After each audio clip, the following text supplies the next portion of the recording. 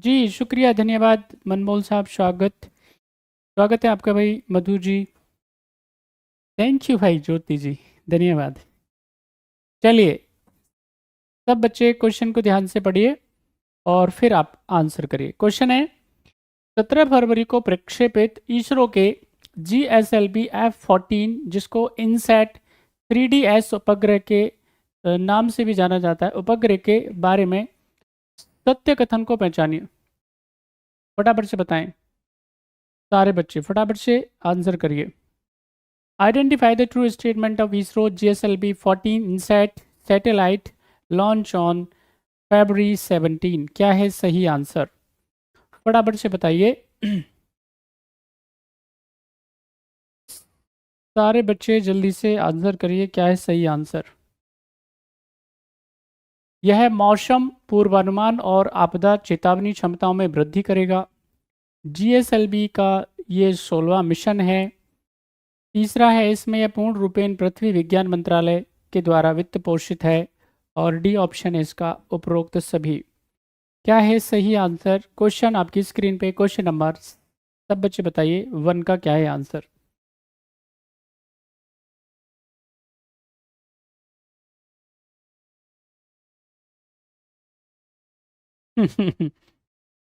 जी जी जी वैज्ञानिक साहब। चलिए, तो जिन जिन बच्चों ने जवाब दिया है बढ़िया है। तो यहाँ पे जब हम बात करेंगे किसके बारे में, GSLV 14 के बारे में, या हम इसको इनसैट 3DS के नाम से जा रहे हैं। GSLV बोले तो जियो सिंक्रोनस लॉन्च व्हीकल कहते हैं। देखिए, यहाँ पे पहली जो स्टार्टिंग थी उसको बोलते हैं आप PSLV, polar satellite launch vehicle बोलते हैं आप इसको। यानी कि यहाँ पे हम इसको, ये इनिशियल स्टेज थी किसकी, इसरो की। उसके बाद में एक दूसरा डेवलप किया गया था जिसको हम लोग क्या बोल देते हैं, PSLV। यहाँ पे ये था SLV, माफ़ कीजिएगा, इधर मैं बता देता हूँ आपको, SLV था। उसके बाद है PSLV यानी पोलर सैटेलाइट लॉन्च व्हीकल। 400 से 500 की ये यहाँ पे याद रखना है, हाइट पे होता है, ठीक है कि नहीं। तो 400-500 किलोमीटर की ऊपर हाइट पे, ऊंचाई पे होता है।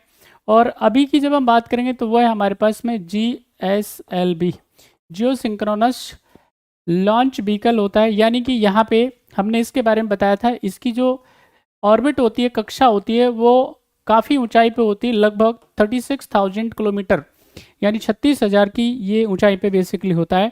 अब यहाँ पे क्या होगा, इस GSLV F14 को लॉन्च करने का जो पर्पज़ है, या जिसको इनसैट 3DS नाम दे रहे हैं, इसको लॉन्च करने का जो पर्पज़ है, इसको सफलतापूर्वक हमने क्या कर लिया है, सक्सेसफुली इसको क्या कर लिया है, इसकी ऑर्बिट में, इसकी कक्षा में इसको प्रक्षेपित कर दिया है, प्रोजेक्ट कर दिया है। बात समझ में आई? अब यहाँ पे पर्पज़ क्या है, सबसे ज़्यादा इंपॉर्टेंट है ये, आपसे क्वेश्चन इसी पे पूछा जाता है। तो यहाँ पे ये जो आपका GSLV F14 जो है वो क्या काम करेगा, सबसे इंपॉर्टेंट है, उसको बोलेंगे वेदर फोरकास्टिंग। यानी जितनी भी मौसम संबंधी जितनी भी हमारी प्रॉब्लम्स हैं उनके बारे में जानकारी करना। बात समझ में आई? लगातार आप देख रहे हैं कि क्लाइमेट क्या हो रहा है, चेंज हो रहा है, पर्यावरण में क्या आ रहा है, लगातार बदलाव आ रहा है, उसमें परिवर्तन होता जा रहा है। तो वैसी स्थिति में क्या है, हमारे लिए ज़रूरी हो जाता है कि हम कौन सी फसल बोने वाले हैं, कहाँ सूखे की स्थिति होगी, कहाँ पे, अभी जैसे IMO ने अनाउंस किया है कि 2-3 दिन में, ये अगला जो पूरा वीक रहने वाला है, उसमें क्या है, जो वेस्टर्न डिस्टर्बेंस है वो क्या रहेगा, प्रभावी रहेगा। यानी कि जो पश्चिमी विक्षोभ है वो प्रभावी रहेगा। उससे क्या होगा, बारिश भारत में आने की संभावनाएं होंगी। तो इससे क्या होगा, फसल को नुकसान होगा, प्रॉब्लम होगी, बीमारी भी फैल सकती है। तो एक तो काम होगा, एक तो वेदर फोरकास्टिंग का, दूसरा है डिजास्टर।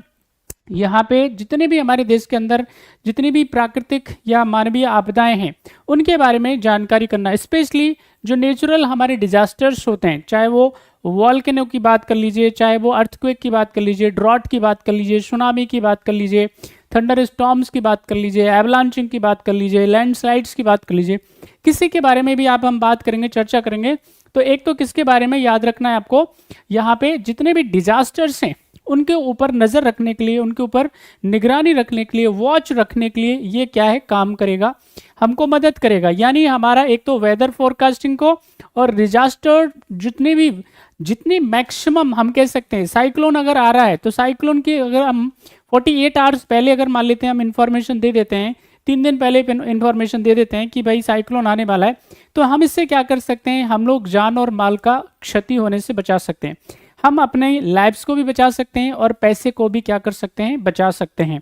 यहाँ पे जब हम बात करेंगे तो ये क्या है भाई, GSLV का अभी याद रखना है, वेदर फोरकास्टिंग के लिए और डिजास्टर्स वॉच के लिए क्या है, ये 16वां मिशन है, ये 16 मिशन है। और यहाँ पे इसको पूरा जो फंड किया गया है उसको किया गया है मिनिस्ट्री ऑफ अर्थ साइंस के द्वारा, यानी कि यहाँ पे याद रखना है पृथ्वी विज्ञान मंत्रालय के द्वारा इसको क्या किया गया है, वित्त पोषित किया गया है। यहाँ पे इसको इसरो ने इंडियन स्पेस रिसर्च ऑर्गेनाइजेशन के श्रीहरिकोटा केंद्र से इसको सेंटर से इसको लॉन्च किया गया है 17 फरवरी को। तो सारे के सारे स्टेटमेंट क्या है भाई, ये सही हैं। इसका जो सही आंसर हो जाएगा वह है D is the right answer. I hope आपको ये याद हो जाएगा, इतना याद कर लेंगे आपका काम बन जाएगा। अब इसके अंदर बहुत सारी बातें हैं बताने के लिए तो, लेकिन इतना आपको जरूर याद रखना है। नेक्स्ट क्वेश्चन है आपकी स्क्रीन पे, सब बच्चे आंसर करिए सारे के सारे। स्वागत है आपका भाई रितु जी। क्वेश्चन आपकी स्क्रीन पे है, फटाफट आंसर करिए। क्वेश्चन नंबर 2, सर्वोच्च न्यायालय ने, सुप्रीम कोर्ट ने 6 वर्ष पूर्व लाई गई इलेक्टोरल बॉन्ड स्कीम को रद्द किए जाने का कारण बताया है। जल्दी बताइए। हाल ही में आप सब बच्चे जानते हैं कि माननीय सर्वोच्च न्यायालय ने क्या किया है, जो इलेक्टोरल बॉन्ड स्कीम थी उसको क्या कर दिया है, कैंसिल कर दिया है, रद्द कर दिया है। असंवैधानिक बताते हुए, अनकॉन्स्टिट्यूशनल बताते हुए, नॉन कॉन्स्टिट्यूशनल बताते हुए उसको क्या कर दिया, रद्द कर दिया। क्या कारण बताया, जल्दी बताएं फटाफट सारे बच्चे। संविधान के अनुच्छेद 19(1) का उल्लंघन, यानी violation of the article 19 clause 1 of the constitution. सूचना के अधिकार का उल्लंघन, यानी violation of right of information. और ए और बी दोनों, और इनमें से कोई नहीं। क्या है सही आंसर? क्वेश्चन नंबर 1 आपकी, क्वेश्चन नंबर 2 आपकी स्क्रीन पे, सब बच्चे आंसर करिए। क्वेश्चन नंबर आपकी स्क्रीन पे 2 का क्या है सही जवाब, सब बच्चे आंसर करिए। चलिए, जो जो बच्चे आंसर नहीं दे रहे हैं वो थोड़ा विचार करें, आंसर आपको देने चाहिए। यहाँ पे जब हम बात करेंगे किसके बारे में, अभी माननीय सर्वोच्च न्यायालय ने क्या किया है, अपनी यहाँ पे क्या होगा, 5 जजेस की बड़ी बेंच बैठेगी, जिसमें याद रखना है CJI साहब भी मौजूद थे, DY चंद्रचूड़ साहब। तो उनकी अध्यक्षता में क्या है, 5 जजेस की क्या बैठती है, सुप्रीम कोर्ट की बेंच बैठती है, बड़ी बेंच है। और उन्होंने क्या है, याद रखना है, बहुमत से क्या किया है, फैसला सुनाते हुए यहाँ पे 2017 के बजट में, 17-18 के बजट में क्या किया जाता है, यहाँ पे इलेक्टोरल ये जो बॉन्ड स्कीम है वो लेकर के आई जाती है। और इसमें क्या किया गया था, इसमें एक प्रोविजन था कि जितने भी लोग हैं, बिजनेसमैन हैं, अगर वो किसी भी पॉलिटिकल पार्टी को क्या करते हैं, अगर वो चंदा देना चाहते हैं, अगर वो पैसा देना चाहते हैं, उनको आर्थिक मदद देना चाहते हैं, तो उनको क्या करना पड़ेगा, उनको इलेक्टोरल बॉन्ड खरीदने पड़ेंगे। उसमें आप SBI को क्या किया गया था, इसके लिए अलॉट किया गया था। तो SBI क्या करती थी, इसमें जिसको जितने भी पैसे का क्या चाहिए, बॉन्ड चाहिए, चाहे वो 1 से लेकर के, याद रखना है आपको, करोड़ तक का, कितना ही, लाख दीजिए, करोड़ दीजिए, 10 करोड़ दीजिए, 50 करोड़ दीजिए, लेकिन कैसे देना पड़ेगा आपको, वो इलेक्टोरल बॉन्ड के तौर पे देना पड़ेगा। और हर एक पॉलिटिकल पार्टी उसको क्या करेगी, 15 दिन के अंदर अंदर उसका पेमेंट यानी अपने अकाउंट में उसको ले लेगी। अगर ऐसा नहीं होता है तो फिर वो क्या है, प्राइम मिनिस्टर जो रिलीफ फंड है उसमें क्या हो जाता था, जमा हो जाता था। तो वैसी स्थिति के लिए उसको क्या है, यहाँ पे गवर्नमेंट लेकर के आई थी, लेकिन क्योंकि इसको क्या बताया है माननीय सर्वोच्च न्यायालय ने, असंवैधानिक बताया गया है। यहाँ पे कहा गया है कि ये क्या है, ये RTI act, right to information act, याद रखना है 2005 का क्या है, उल्लंघन है। यहाँ पे हर एक व्यक्ति को जो देश में रहता है और जो लोकतंत्र में भरोसा करता है, उसके पास ये हक है, ये उसके पास अधिकार है कि वो बताए, गवर्नमेंट से सवाल पूछे कि जरा बताइए आपके पास में आपकी इनकम का सोर्स क्या है, यानी किस व्यक्ति ने कितने आपको फंड किया है, पैसा दिया है, बात समझ में आई। तो उसकी जानकारी देना क्या था, ये जरूरी था। तो यहाँ पे क्या है, एक तो अभिव्यक्ति की आज़ादी का, साथ ही साथ में किसका, यहाँ पे ये सूचना के अधिकार का, राइट ऑफ इंफॉर्मेशन का, राइट टू इंफॉर्मेशन, सूचना का अधिकार, ये क्या है हमारा, ये समझ लीजिए, इसको क्या किया गया है, अब इसको संवैधानिक अधिकार बनाया गया है। ठीक है, तो यहाँ पे ये जरूरी हो जाता है, ये आवश्यक हो जाता है कि जो भी पॉलिटिकल पार्टी जो क्या कर रही है, पैसा ले रही है, चंदा ले रही है, उसके बारे में वो जानकारी दे।